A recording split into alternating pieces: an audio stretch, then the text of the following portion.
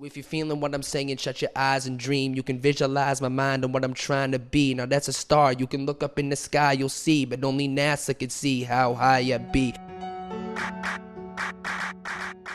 We all have compelling stories in our lives that go beyond measure.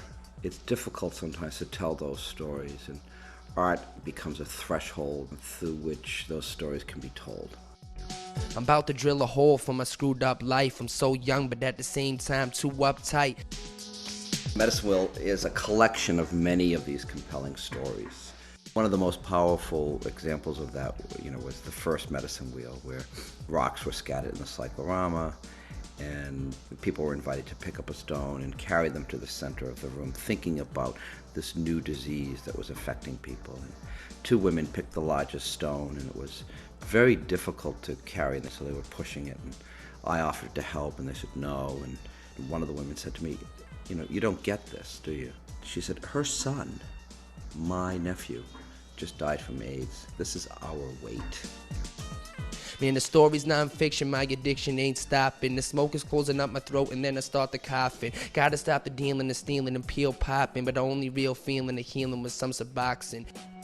She'd walk in and she didn't want to be here. She just was so out of sorts. And one day she was just sitting there crying. She said, I don't know how to live a life. I don't know how to live a life, without drugs. I just told her how beautiful she was and what a wonderful girl she was. I knew she had to hear it. She graduated. I was just so happy for her. And I have a feeling that might have been a day that was really important. I was going to nursing homes and places like that to have people write down a story. Some of the people that were in nursing homes couldn't write or nothing, so they told me what to write. Now I can live with myself, because before I really didn't want to. And some people used to say that I'm a stupid fiend, but I control my thoughts just like a lucid dream. And never thought it could be lost alone. It's like I'm locked up in a cage of a foster home. Wendy Hodge did a painting of a young woman standing in water knee-deep and looking down at a reflection. A young woman in early recovery came in and she saw that painting and she started to cry.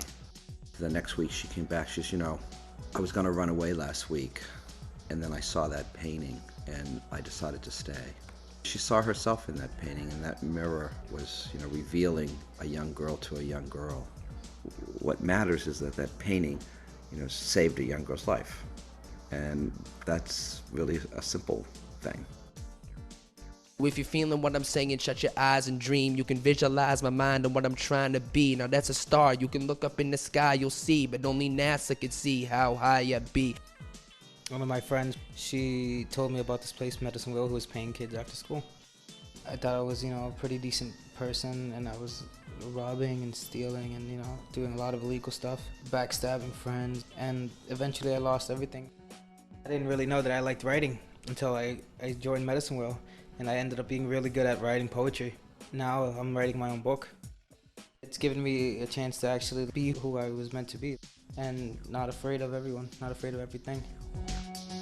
So I come to this work as an artist and really am mindful and respectful and really in awe of the power of art in people's lives. The mission is driven by the belief that a lot of that connection that we have traditionally had with the arts has been broken. The significant things that happen in our lives are really where our art lives.